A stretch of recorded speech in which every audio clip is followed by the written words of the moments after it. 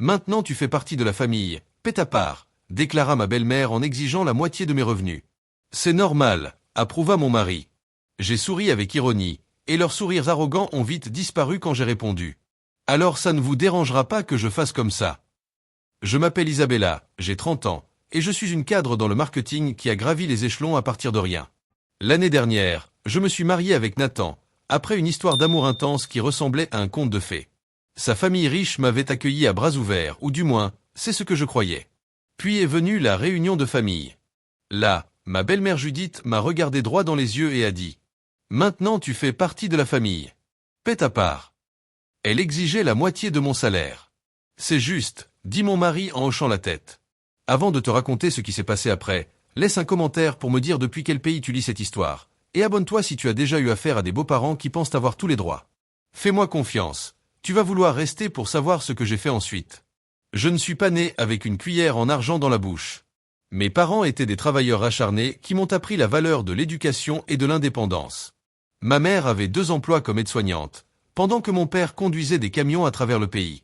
On n'a jamais eu beaucoup d'argent, mais ils ont tout sacrifié pour que je puisse aller à l'université. Même avec leur aide, j'ai dû prendre de gros prêts étudiants et travailler 30 heures par semaine dans un café, tout en gardant une moyenne de 3,8. Chaque matin, je commençais à 4 heures pour préparer des produits laitiers jusqu'à mon premier cours, puis j'étudiais jusqu'à minuit. Les week-ends, ce n'était pas pour faire la fête. C'était pour prendre des heures supplémentaires et donner des cours particuliers à des étudiants de première année pour gagner un peu plus. Cette routine épuisante a duré 4 ans d'affilée. Après l'obtention de mon diplôme, j'ai commencé comme stagiaire chez Bell et Marketing Group, à faire des courses pour aller chercher le café et à classer des tableaux Excel. Je vivais dans un minuscule studio avec 3 colocataires, et je mangeais des nouilles instantanées presque tous les soirs pour pouvoir rembourser mes prêts à temps. Chaque promotion est arrivée parce que je restais tard. Je me portais volontaire pour les projets que personne ne voulait faire, et je livrais des résultats au-dessus des attentes. Après 6 ans de travail acharné, je suis devenu la plus jeune cadre de toute l'histoire de l'entreprise. C'est lors de la conférence annuelle sur l'innovation en marketing à Chicago que j'ai rencontré Nathan. Il représentait la société d'investissement de sa famille, Campbell Investment, qui voulait développer son département marketing. Je l'ai remarqué pendant ma présentation sur la transformation des stratégies digitales. Alors que la majorité des participants prenaient des notes, Nathan me fixait avec un regard intense, une légère esquisse de sourire sur les lèvres. Lors de l'heure de réseautage après la conférence, il s'est approché de moi avec 2 coupes de champagne. « Ta présentation était brillante », m'a-t-il dit en me tendant une coupe. « Tu as réussi à rendre poétiques les statistiques du retour sur investissement. » Nathan était indéniablement séduisant, avec ses yeux bleus profonds, ses cheveux bruns parfaitement coiffés et son costume sur mesure qui respirait l'argent de vieille famille. Sa confiance était magnétique, et son attention me faisait me sentir spécial. On a échangé nos cartes de visite, et dès ce soir-là, il m'a envoyé un message pour m'inviter à dîner. Avec du risotto à la truffe et du vin hors de prix, la conversation s'est déroulée facilement. Nathan m'écoutait attentivement pendant que je racontais mon parcours. Il avait l'air sincèrement impressionné par ma détermination. Notre relation s'est enchaînée rapidement. Restaurants chics, escapades de week-end dans des régions viticoles, cadeaux attentionnés. Nathan était attentionné, romantique, et semblait vraiment fier de mes réussites. Pourtant, avec le recul, il y avait de petits signes d'alerte que j'avais choisi d'ignorer.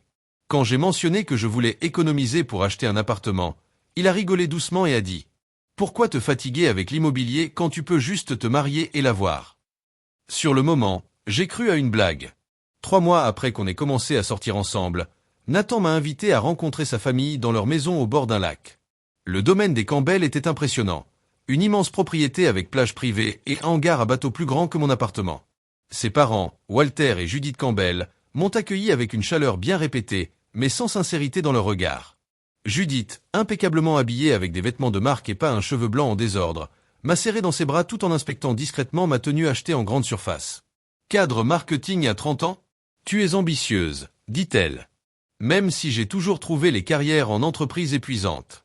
J'ai choisi la famille à la place. » Sont-on laissé clairement entendre que son choix était supérieur. Tout le week-end, j'ai observé le fonctionnement de cette famille. Walter contrôlait toutes les discussions liées à l'argent. Nathan obéissait à son père dans toutes les décisions.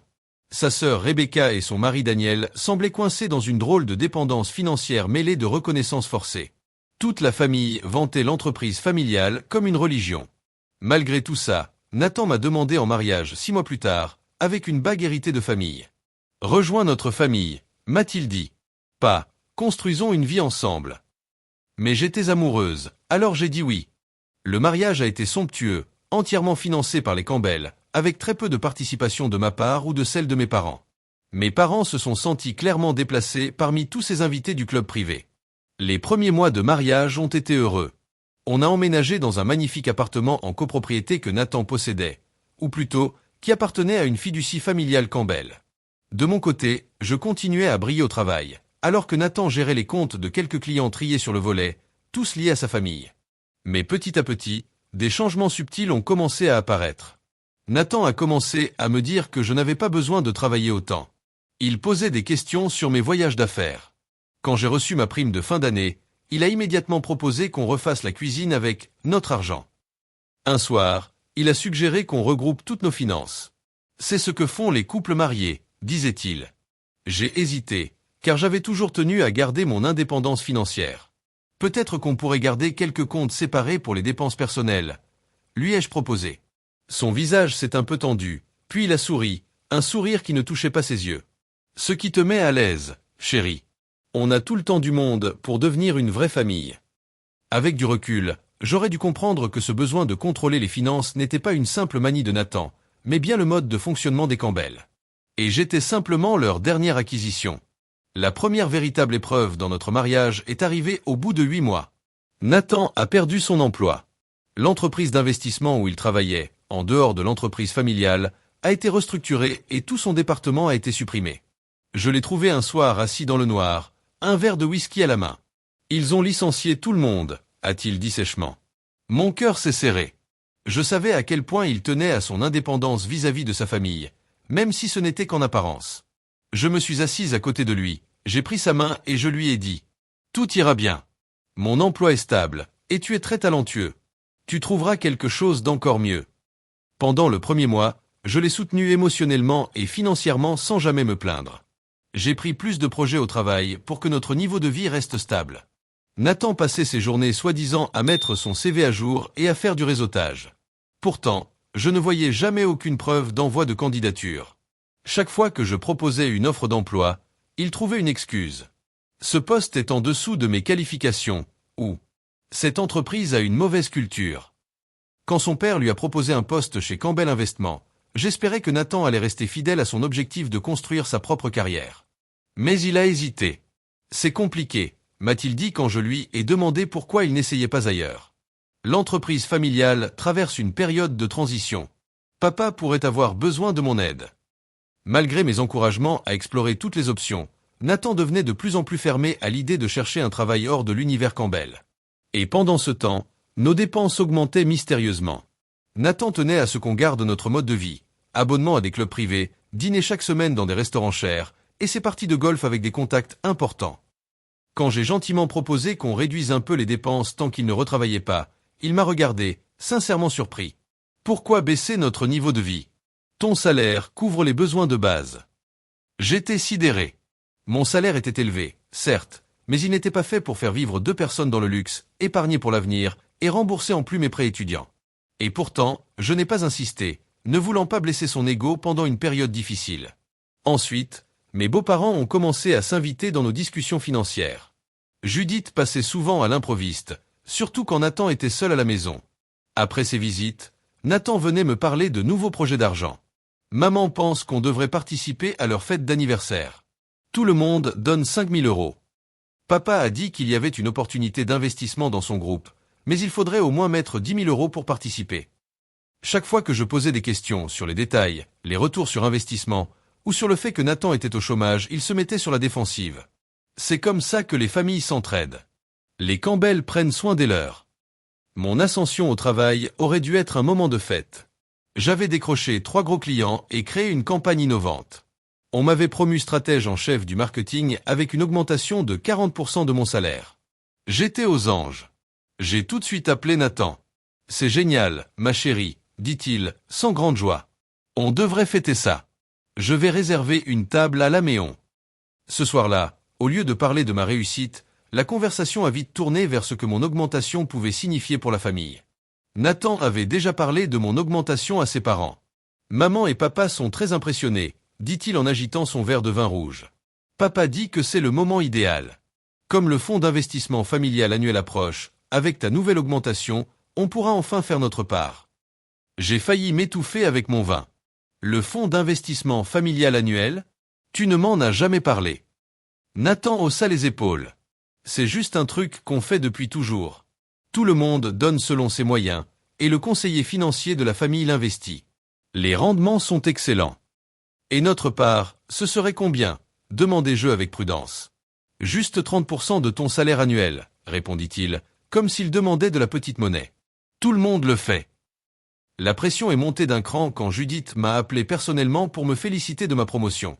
Après quelques compliments rapides, elle est passée tranquillement aux attentes financières. Nathan m'a dit que tu hésitais à participer au plan d'investissement familial, dit-elle avec une voix pleine de déception. Rebecca et Daniel donnent 40% de leurs revenus, et pourtant ils ont des enfants à charge. Les engagements familiaux doivent toujours passer en premier, Isabella. Je me sentais de plus en plus mal à l'aise, mais j'ai essayé de poser des limites sans créer de conflit. Je m'adapte encore à notre nouvelle situation financière, avec Nathan entre deux emplois. Une fois que ça se stabilise, on pourra envisager des stratégies d'investissement à long terme. Le ton de Judith s'est refroidi immédiatement. Les membres de la famille Campbell comprennent ce que signifie se sacrifier pour le bien commun. Je pensais que tu partageais nos valeurs quand tu as épousé mon fils. Après avoir raccroché, j'ai tout de suite appelé Emily, mon amie d'université, la seule personne dans ma vie qui n'a rien à voir avec l'univers Campbell. En appel vidéo, je lui ai expliqué les pressions financières de plus en plus envahissantes. C'est super contrôlant, a dit Emily en fronçant les sourcils, inquiète. Pourquoi ses parents décident de comment tu dépenses ton argent? Et pourquoi Nathan trouve ça normal? Ils appellent ça la tradition familiale ou les valeurs Campbell, ai-je répondu. Si je remets ça en question, je passe pour la méchante qui ne comprend rien à la loyauté familiale. Le visage d'Emily s'est durci. Isabella, ce n'est pas normal. Les couples mariés prennent leurs décisions financières ensemble. Pas avec toute la belle famille. Ces paroles m'ont frappé, mais je n'ai pas eu le temps de tout digérer. Nathan m'a annoncé que ses parents avaient planifié la session annuelle de planification financière des Campbell pour le week-end suivant. Toute la famille est tenue d'y assister, dit-il. C'est juste un dîner formel où papa présente les objectifs financiers de la famille. Rien d'inquiétant. Mais plus la date approchait, plus Nathan devenait nerveux. Il vérifiait plusieurs fois mon emploi du temps pour être sûr que je ne pourrais pas me défiler. Il avait même préparé ma tenue la veille. Une robe bleu foncé très conservatrice que Judith avait déjà complimentée une fois. Son comportement m'a donné un mauvais pressentiment. Cette nuit-là, j'ai à peine dormi, les yeux fixés au plafond, me demandant à quoi j'allais devoir faire face. Le domaine Campbell était encore plus impressionnant cette nuit-là. En passant les grandes grilles en fer forgé, j'ai remarqué que plusieurs voitures de luxe étaient déjà garées. Toute la famille élargie semblait déjà là. Je croyais que c'était juste ta famille proche, ai-je dit, en comptant au moins 8 véhicules. Nathan a bougé nerveusement sur son siège. Papa invite parfois l'oncle Robert et la tante Catlan pour parler finances. Et le cousin William est comptable, il apporte des idées utiles. Un nœud s'est formé dans mon estomac. Ça ne ressemblait en rien à un dîner de famille. Judith nous a accueillis à la porte. Elle portait une robe noire très élégante avec des perles brillantes autour du cou. « Vous êtes les derniers », dit-elle en regardant sa montre incrustée de diamants. Walter est sur le point de commencer. « Commencer quoi ?» me suis-je demandé en la suivant à travers le hall en marbre jusque dans la salle à manger formelle. Ce qui nous attendait n'avait rien d'un dîner familial. C'était comme une réunion de conseil d'administration. Une longue table en bois massif était dressée, pas avec des assiettes, mais avec des dossiers en cuir devant chaque siège. Walter se tenait en bout de table, une télécommande à la main. Un projecteur affichait une diapositive PowerPoint. Résumé financier de la famille Campbell, 2023. Rebecca et Daniel étaient assis bien droit d'un côté, près de l'oncle Robert et de la tante Catlan. Le cousin William avait une calculatrice et un ordinateur portable ouvert. Deux personnes que je n'avais jamais vues prenaient des notes à l'autre bout de la table. Tout le monde a levé les yeux quand on est entré. Leur regard était un mélange d'impatience et d'attente tendue. « Ah, Nathan et Isabella sont arrivés », annonça Walter. « On va pouvoir commencer correctement. » Nathan m'a dirigé vers les deux sièges encore libres, juste à côté de Walter. En m'asseyant, j'ai remarqué mon nom imprimé sur le dossier en cuir. En l'ouvrant, j'ai découvert des tableaux très détaillés, mon poste dans l'entreprise, mon salaire, mon évolution prévue et les détails de ma récente promotion. Mes données financières privées étaient exposées aux yeux de tous. Comment tu as eu ces infos? Ai-je murmuré à Nathan, choquée et furieuse. Il m'a serré la main, comme un avertissement. Pas maintenant, m'a-t-il soufflé. Juste écoute. Walter a commencé sa présentation avec des graphiques expliquant la structure financière de la famille Campbell. Une vraie toile d'araignée d'entreprise, d'investissement et de biens. Il a parlé pendant longtemps de succession, d'héritage, de vision commune. Des mots creux pour tout le monde, sauf eux. Puis il est passé aux contributions individuelles. Il a cliqué sur une nouvelle diapositive. Rebecca et Daniel ont maintenu leur contribution de 40%, malgré l'augmentation des frais de garde d'enfants. Leur engagement envers la famille est admirable. Rebecca a souri, tendu. Daniel regardait fixement ses mains. Walter a encore cliqué. Une diapo avec le nom de Nathan, mais aucun chiffre. La transition professionnelle de Nathan a temporairement réduit sa capacité à contribuer, dit Walter avec une voix neutre mais des yeux très perçants. Mais la famille Campbell s'adapte toujours pour soutenir les siens. Ensuite, une diapositive avec mon nom complet, mon salaire, une projection de mes revenus à venir. Un énorme cercle rouge autour de ma dernière promotion. Cela nous amène à la dernière membre de notre famille, Isabella, dit Walter en hochant la tête vers moi. Ton succès professionnel représente une opportunité de participer activement à l'évolution financière de la famille. Tous les regards se sont tournés vers moi. Je sentais le poids de leurs regards, comme un étau. Judith s'est penchée vers moi, ses ongles parfaitement fait tapotant la table. Tu fais partie de la famille maintenant, Isabella, déclara-t-elle. Paie ta part. Le fonds familial Campbell exige 50% de tes revenus. Le silence qui a suivi a semblé durer une éternité. J'ai regardé Nathan, espérant qu'il me défendrait ou qu'il serait au moins surpris par cette demande choquante. Mais à la place, il a hoché la tête. C'est juste, a-t-il dit, sans me regarder. On contribue tous comme on peut. J'ai senti le sang me monter à la tête, une chaleur de trahison m'envahir. 50% de mes revenus. La moitié de tous ceux pour quoi j'avais travaillé. Exigé par des gens qui n'avaient rien fait pour m'aider à réussir. Ma main tremblait un peu pendant que je refermais le dossier contenant mes informations financières, récupérées sans ma permission. C'est très inattendu, ai-je dit en essayant de garder une voix calme. J'aurais besoin de temps pour réfléchir à un engagement financier aussi important. Le sourire de Judith s'est figé. Il n'y a rien à réfléchir. Les membres de la famille Campbell mettent en commun leurs ressources. C'est comme ça qu'on a bâti notre héritage. L'oncle Robert a hoché la tête. Quand je me suis marié avec Catlan, ma première prime est allée entièrement dans le fonds familial. Je n'ai pas hésité une seconde.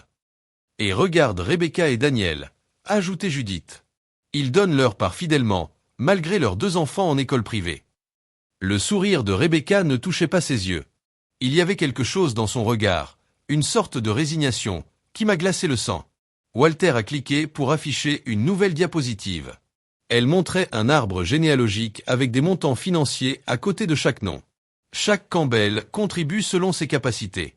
Avec ta récente promotion, ta capacité a considérablement augmenté. Les problèmes financiers de la famille Campbell sont devenus clairs au fur et à mesure de sa présentation. En lisant entre les lignes et le jargon financier, on comprenait que Campbell Investment avait fait de mauvais investissements. Ils ne demandaient pas ma contribution. Ils en avaient besoin. Nathan a posé sa main sur la mienne. Aux yeux des autres, c'était un geste tendre. Mais moi, j'ai senti la pression dans ses doigts. Chérie, on a parlé de soutenir la famille. C'est ça, maintenant. Non. On n'en avait jamais parlé. La salle s'est mise à tourner doucement autour de moi. Je réalisais l'ampleur de la manipulation. Ce n'était pas une décision spontanée. C'était un plan bien préparé. Peut-être même depuis que Nathan m'avait approché à cette fameuse conférence. Il me faut un peu de temps pour digérer tout ça, ai-je dit finalement, étonné moi-même de parler avec autant de calme malgré la tempête intérieure. Il n'y a rien à digérer, répliqua Judith, sèchement.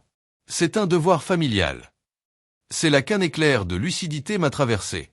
En regardant autour de la table, les visages qui attendaient ma réponse, j'ai compris. C'était un test. Un test que j'étais censé échouer, sauf si je me soumettais complètement. Mais je n'avais pas gravi les échelons depuis la pauvreté jusqu'à un poste de direction, pour m'écraser devant des intimidateurs bien habillés. Je comprends les obligations familiales, ai-je répondu doucement. Mais je crois aussi en une bonne planification financière. Je dois examiner comment ça affecte notre budget familial, nos économies pour la retraite, et mon plan de remboursement des prêts étudiants. Je suis certaine que vous comprenez l'importance de faire preuve de diligence raisonnable. Walter, en bon homme d'affaires, a compris ce que je faisais. Il a hésité, puis a hoché la tête à contre-cœur. Une semaine devrait suffire pour ta révision, a-t-il concédé. Nathan m'a lancé un regard d'avertissement, pendant que la conversation reprenait sur d'autres sujets. Je suis restée silencieuse, hochant la tête au bon moment.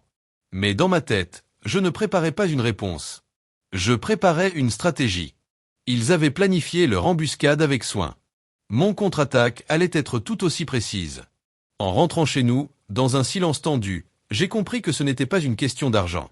C'était une question de pouvoir, de contrôle, et de savoir si j'allais abandonner mon autonomie pour devenir une autre propriété des Campbell. Nathan a essayé de lancer la conversation plusieurs fois. J'ai prétexté la fatigue. J'avais besoin de temps pour réfléchir. Cette nuit-là, pendant qu'il dormait profondément à mes côtés, je suis resté éveillé, fixant le plafond. Et j'ai pris une décision. J'allais donner aux Campbell exactement ce qu'ils méritaient. Une réponse qu'ils n'allaient jamais oublier. Le matin suivant la réunion familiale, j'ai appelé le travail pour dire que j'étais malade. C'était la première fois de ma vie que je faisais ça. Une fois que Nathan est parti pour aller travailler dans son nouveau poste chez Campbell Investment, j'ai lancé ma contre-attaque. Ma première action, appeler Charlotte Reynolds, une conseillère financière que j'avais rencontrée lors d'une conférence pour femmes leaders. Contrairement aux conseillers financiers des Campbell, Charlotte n'avait aucun lien avec la famille de mon mari. Quand je lui ai expliqué que la famille voulait prendre 50% de mes revenus sans discussion ni accord, son attitude professionnelle a légèrement changé. Isabella, ce n'est pas juste irresponsable. Ça pourrait être considéré comme de l'abus financier. Ce mot m'a percuté comme une claque. Abus. Je n'avais jamais associé ce mot à des feuilles Excel et à des fonds d'investissement familiaux. Pour moi, l'abus, c'était de la violence physique ou de la cruauté mentale, pas ça. Et légalement, j'ai quelles options ? Lui ai-je demandé. D'abord, il faut qu'on comprenne exactement ce qui se passe dans tes finances. Apporte-moi tout, relevé bancaire, déclaration fiscale, contrat d'investissement, titre de propriété, tout. J'ai passé la journée à tout rassembler, et je me suis rendu compte que je connaissais très peu la réalité de notre situation financière. Nathan gérait tous les paiements depuis notre compte commun, auquel je versais régulièrement, mais je ne savais pas où allait précisément l'argent. Après 3 jours d'analyse minutieuse avec Charlotte, les choses sont devenues très claires et très inquiétantes. Depuis notre mariage, des sommes importantes avaient été transférées de notre compte commun vers différentes entités appartenant à la famille Campbell. Les soi-disant dépenses du foyer que Nathan utilisait comme excuse pour que je donne plus, c'était en réalité des paiements vers leurs entreprises et propriétés privées. Le pire, Charlotte m'a aidé à obtenir les relevés de cartes de crédit. Nathan avait ouvert plusieurs cartes à nos 2 noms, accumulant des milliers d'euros de dettes dont je n'avais jamais entendu parler. Une grande partie de ses dépenses, des cadeaux pour ses parents, des frais du business familial, des articles de luxe pour lui. Isabella, légalement, tu es responsable de ces dettes puisqu'elles sont à ton nom. Même si tu n'étais pas au courant, m'expliqua Charlotte. Ma surprise a laissé place à de la colère froide. Et puis, on est tombé sur la preuve la plus choquante. Des emails entre Nathan et ses parents, qui dataient d'avant même qu'on se rencontre. Quelques jours après notre première rencontre à la conférence, Nathan avait écrit « Objectif identifié à Chicago. Le potentiel de carrière semble prometteur. Valeur estimée au-dessus des projections. » Il m'avait étudié, choisi, séduite, comme un investissement. Toute notre relation avait été planifiée comme une acquisition stratégique. Forte de ces preuves, j'ai commencé à élargir mon réseau de soutien. J'ai recontacté Émilie, qui m'a tout de suite proposé sa chambre d'amis si j'avais besoin de partir. J'ai aussi pris rendez-vous avec Sandra Miller, une avocate spécialisée dans les conflits financiers familiaux. Elle m'a aidé à comprendre mes droits et mes moyens de me protéger. Au travail, je suis allé parler à mon patron, Richard. Je lui ai expliqué une version soigneusement cadrée de la situation. Je traverse des complications financières personnelles. J'aurai peut-être besoin d'un peu de flexibilité dans les semaines à venir. La réponse de Richard m'a bouleversé. Isabella, j'ai remarqué que tu es sous beaucoup de stress en ce moment. Si la boîte peut faire quoi que ce soit pour t'aider, dis-le. Sa gentillesse m'a presque fait pleurer. En fait, oui. Je voudrais que mes fiches de paie soient versées temporairement sur un autre compte. Je suis en train de réorganiser mes finances. Bien sûr. On s'en occupe immédiatement. Avec mes revenus désormais protégés dans un compte privé, j'ai poursuivi la constitution de mon dossier. Charlotte m'a aidé à documenter chaque transaction depuis le début de ma relation avec Nathan. Sandra m'a conseillé comment protéger mes biens. Émilie m'a soutenu pendant des appels nocturnes où je craquais sous le poids de la trahison. La confrontation avec Nathan est arrivée plus tôt que prévu. Il a découvert que mon salaire n'arrivait plus sur le compte commun quand son père l'a appelé pour lui demander pourquoi ma contribution familiale n'avait pas été versée. Il est entré dans la pièce, son téléphone à la main, furieux. « C'est quoi ce bordel ?» cria-t-il en me montrant le message de Walter. Je suis resté calme, car j'avais anticipé ce moment. Je revois notre situation financière. Comme je l'ai dit à la réunion, je respecte les engagements quand ils sont justifiés. Nathan, toi et ta famille avez ouvert des cartes de crédit à mon nom, sans m'en parler. Vous avez transféré des milliers d'euros depuis notre compte commun à Campbell Business, sans mon accord. Tu m'as étudié comme une cible financière avant même qu'on sorte ensemble. Laquelle de ces choses veux-tu m'expliquer en premier ? Son visage a changé plusieurs fois. Choc, colère, calcul, puis un sourire moqueur. Tu exagères. Je suis ton mari. Les finances, c'est ma responsabilité. C'est comme ça que ça marche dans un couple. Montre-moi où j'ai signé pour ça, Nathan. Ce que tu dis, ce n'est pas un mariage, c'est une entreprise. Les Campbell ont bâti leur richesse grâce à la loyauté familiale. Ta paranoïa est une honte. Il essayait de me faire douter. Du chantage affectif classique.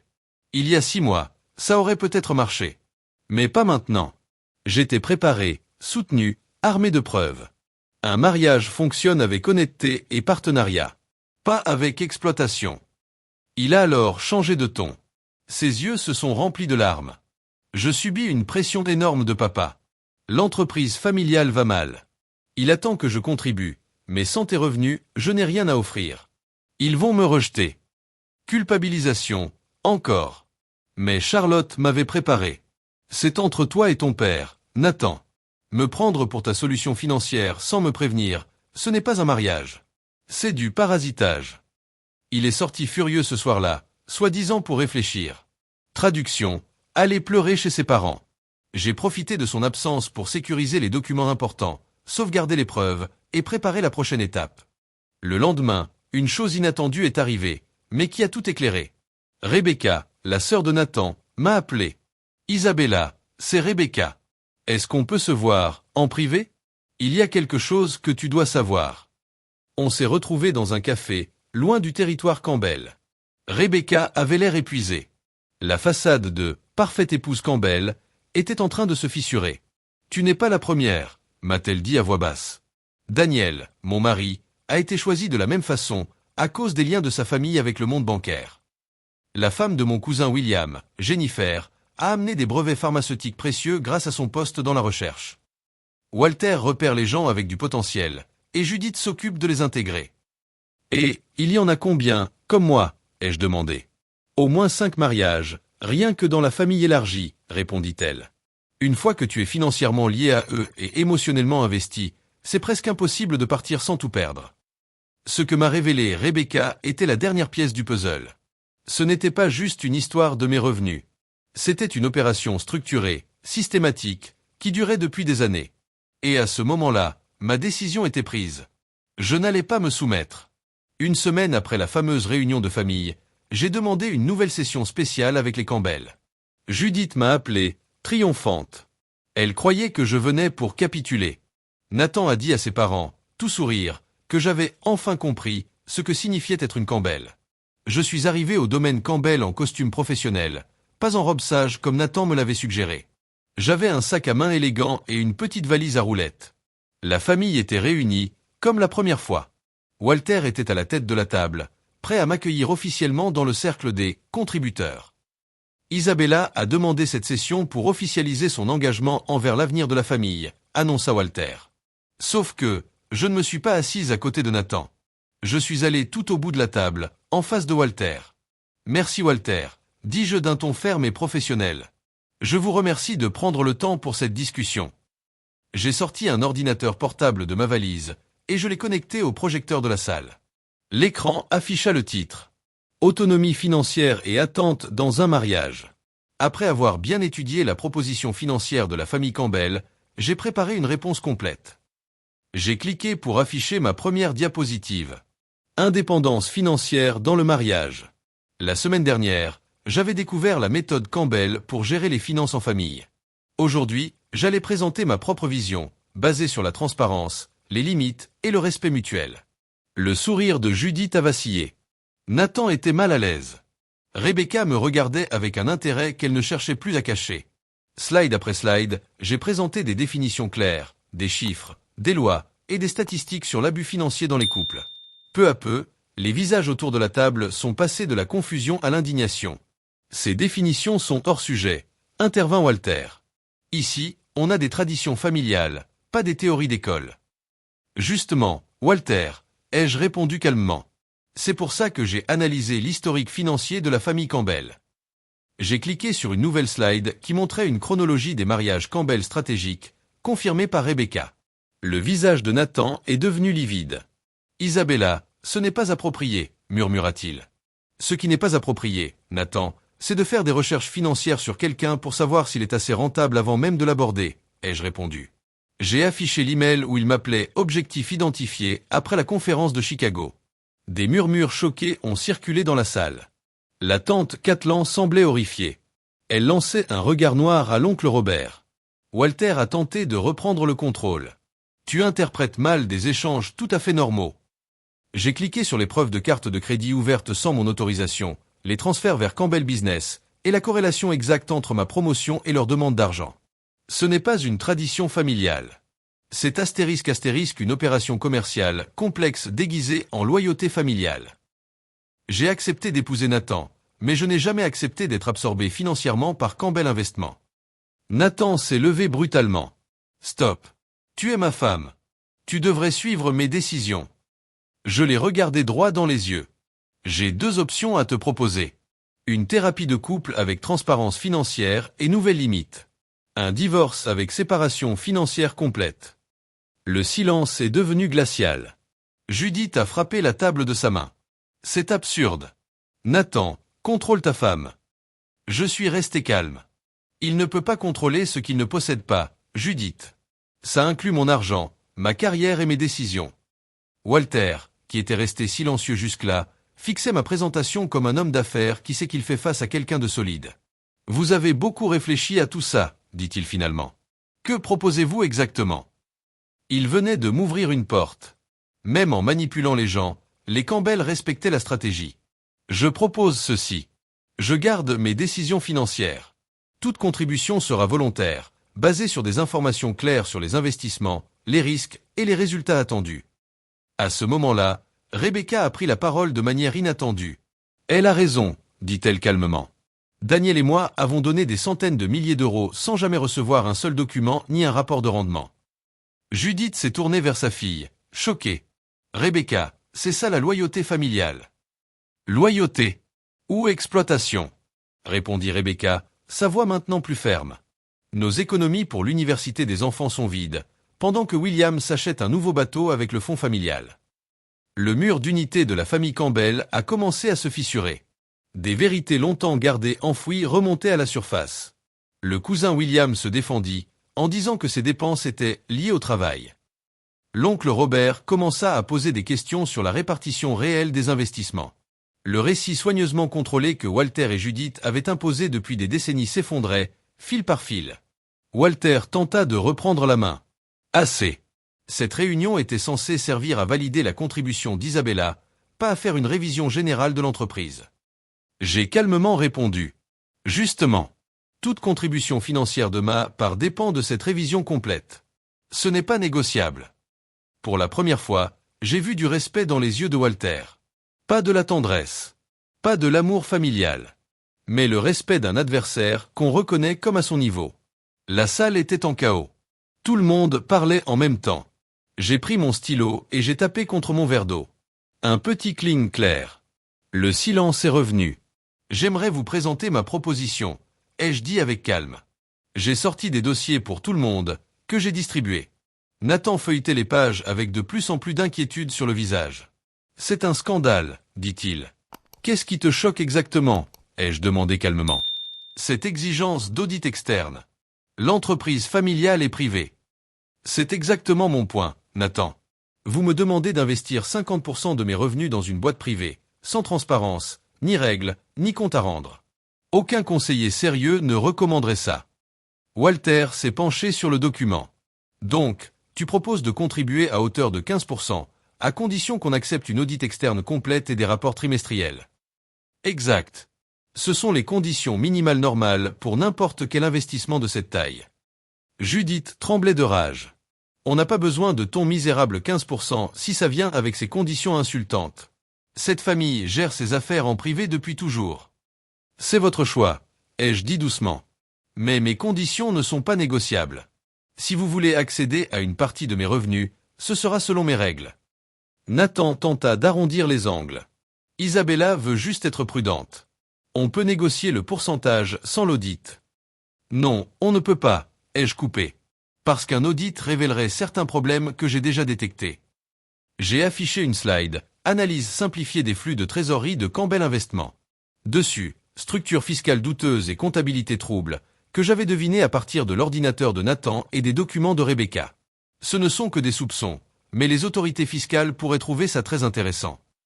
Le visage de Walter resta neutre, mais un muscle tressaillit dans sa mâchoire. « Tu vas trop loin, Isabella, dit-il. »« Non, répondis-je, toujours calme. J'ai juste fait la vérification de base que tout investisseur prudent ferait. La même vérification que vous avez faite sur moi, avant même que Nathan m'aborde. » Cette phrase a touché en plein cœur. Les yeux de Nathan se sont mis à bouger nerveusement, entre moi et son père. Le rapport de force avait changé. Judith a perdu son sang-froid. C'est pour ça qu'on enquête sur les conjoints. Pour protéger la famille des profiteurs. Des profiteurs, ai-je répété, en souriant. C'est moi qui refuse de donner mon argent sans garantie. Ton fils, lui, s'est marié avec moi à cause de mon potentiel financier. Qui est le vrai profiteur ici? On protège la famille, dit Judith. Jennifer aussi a posé des questions, et regarde où ça l'a mené, au divorce. À rien. Ce dérapage a révélé plus qu'elle ne voulait. Nathan tenta désespérément de la faire taire. Maman, s'il te plaît, ne fais pas ça. Ton père veut des résultats. Le projet immobilier Madison a besoin de liquidités. Ta part doit venir de quelque part. Si ce n'est pas de son salaire, alors d'où? Le silence est retombé, lourd, étouffant. Elle venait de confirmer tout ce que je disais. Walter ferma brièvement les yeux. Des décennies de manipulation bien rodées venaient d'être éventrées en quelques phrases. Walter parla enfin, d'une voix posée. Peut-être que nous devrions suspendre la réunion, le temps de réfléchir à la proposition d'Isabella. Il n'y a rien à réfléchir, ai-je répondu fermement. Mes conditions sont claires. Soit je contribue à hauteur de 15%, avec audit externe et transparence totale. Soit je ne donne rien du tout, et je demande une séparation financière complète avec toutes les entités de la famille Campbell. Nathan se tourna vers moi, paniqué. Isabella, sois raisonnable. Tu es ma femme. Oui. Ta femme. Pas un bien. Pas un actif à vendre au profit de ta famille. Ta femme, censée être ta partenaire. Et les vrais partenaires ne s'exploitent pas entre eux. Il essaya une dernière tentative désespérée. On peut résoudre ça en privé, non? En privé. Comme quand tu as ouvert des cartes de crédit à mon nom. Ou quand tu as transféré de l'argent de notre compte sans me prévenir. Je le regardais droit dans les yeux. Je refusais de me laisser manipuler par son charme appris. Walter tout sauta doucement, comme pour calmer le jeu. Isabella, accepterais-tu de poursuivre cette discussion juste entre toi, moi et Nathan? Peut-être qu'on pourrait trouver un compromis. Non, Walter. Il n'y a pas de compromis quand il s'agit d'autonomie financière. Mes limites ne sont pas négociables. On peut discuter uniquement des conditions spécifiques d'un éventuel investissement. Mais seulement si mes limites sont respectées. Je voyais dans le regard de Walter qu'il comprenait ma position. Pas parce qu'il était d'accord avec moi, mais parce qu'il reconnaissait que j'étais une adversaire sérieuse, organisée et stratégique. Je me suis levé, tranquillement. J'ai rangé mes documents, méthodiquement. Je vous laisse réfléchir à tout ça entre vous. Nathan, je serai chez Émilie ce soir. Tu as ma proposition. À toi de choisir. Soit tu respectes mon autonomie, soit nos vies prennent des chemins séparés. Pour la première fois, Nathan avait l'air vraiment paniqué. Tu me donnes un ultimatum. Non. Je te donne de la clarté. Ce que ta famille ne m'a jamais offert. J'ai fermé ma valise d'un geste ferme. Je refuse de devenir une autre Jennifer, Rebecca ou Catlan. Des femmes à qui on a lentement retiré toute indépendance pour nourrir la machine Campbell. Le simple fait de prononcer ces noms à voix haute a créé un choc dans la pièce. L'oncle Robert baissa les yeux. La tante Catlan regardait dans le vide. Rebecca, elle, se tenait plus droite, et dans son regard brillait une lueur d'espoir. Cette famille a confondu le contrôle avec la connexion, et l'exploitation avec la loyauté, ai-je dit. Je ne participerai plus à cette confusion. Je suis sorti de la pièce, laissant derrière moi des visages figés de stupeur. Personne ne tenta de m'arrêter alors que je traversais le grand hall en marbre. En sortant dans l'air frais de la fin d'après-midi, j'ai inspiré ma première bouffée d'air libre depuis des années. Dans ma voiture, les mains encore tremblantes à cause de l'adrénaline, j'ai envoyé un message à Émilie.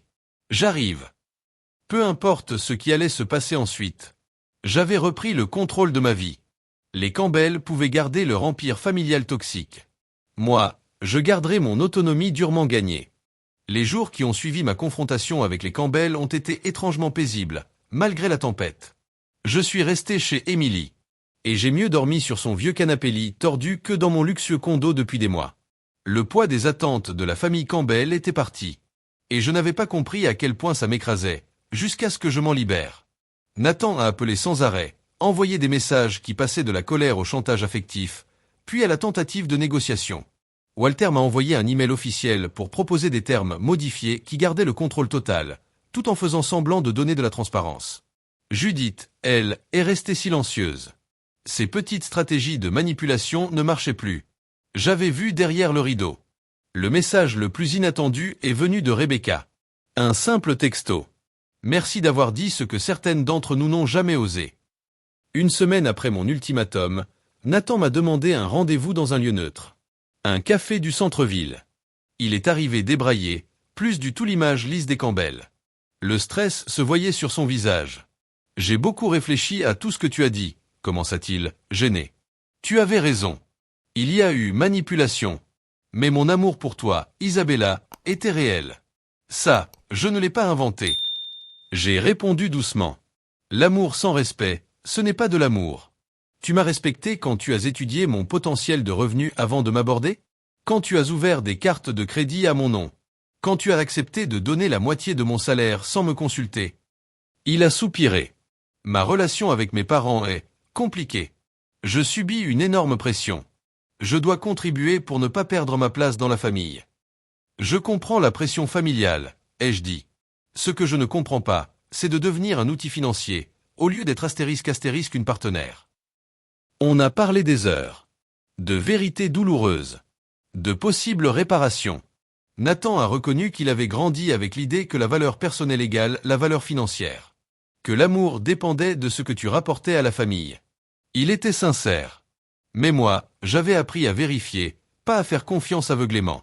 Si on veut avoir une chance, il faudra une séparation financière complète pendant au moins 6 mois. Une thérapie de couple chaque semaine. Et ton engagement à mettre des limites claires avec tes parents. Il a accepté tous les termes. Est-ce qu'il le faisait par réel désir de changement? Ou pour gagner du temps? Seul l'avenir le dirait. Conséquences. Sur le plan professionnel, j'ai eu peu de conséquences. Richard, mon patron, m'a soutenu. Il a même lancé des ateliers de bien-être financier pour toute l'entreprise, après que je lui ai raconté une version adoucie de mon histoire. Mon travail n'a pas souffert. Au contraire. Je travaillais mieux, débarrassé des manipulations constantes. Mais le plus surprenant, c'est ce qui s'est passé dans la famille Campbell. Mon refus a créé des fissures. Des fissures qui sont devenues des failles. Rebecca et Daniel ont instauré leurs propres limites. Ils ont réduit leurs contributions et demandé des rapports écrits. La tante Catlan a commencé à remettre en question les traditions financières imposées depuis toujours. La hiérarchie inventée par Walter et Judith s'est effondrée. Walter a fini par respecter mes conditions, pas par prise de conscience morale, mais par réalisme légal et stratégique. Judith, elle, ne m'a jamais pardonné. Pour elle, mes limites étaient une preuve d'égoïsme, pas d'autoprotection. Son mépris est devenu une sorte de médaille d'honneur pour moi. La preuve que j'avais cassé un système toxique. Le plus grand changement, il a eu lieu en moi. J'ai grandi avec peu d'argent. Donc pour moi, la sécurité financière, c'était sacré. Mais l'expérience Campbell m'a appris que l'argent sans autonomie, ce n'est pas la richesse. C'est une autre forme de pauvreté. Les belles adresses, les vêtements de luxe, Les dîners hors de prix. Ça ne vaut rien si tu perds ta voix, ton contrôle, ta liberté. Les chaînes dorées restent des chaînes. Aujourd'hui, je protège mon indépendance financière, non pas par peur, mais par respect pour moi-même. Je participe aux dépenses avec Nathan. Mais tout est clair, signé, transparent. Nos discussions financières sont parfois perçues comme trop formelles. Mais cette structure a reconstruit la confiance entre nous. Je conseille aussi des jeunes femmes dans mon domaine. Je leur parle d'éducation financière, de poser des limites, de repérer les manipulations. Je leur dis, ton potentiel t'appartient. Un couple, c'est un partenariat, pas une prise de contrôle. Parfois, je repense à ce que j'ai failli devenir. Un moment de fatigue, un effort pour garder la paix, et j'aurais été englouti par leur machine. L'amour que j'avais pour Nathan avait failli m'aveugler. La plus grande leçon. La vraie famille, c'est celle qui te fait grandir. Pas celle qui te vide pour mieux exister. La vraie famille ne mesure pas combien tu donnes, mais à quel point elle te respecte, sans condition.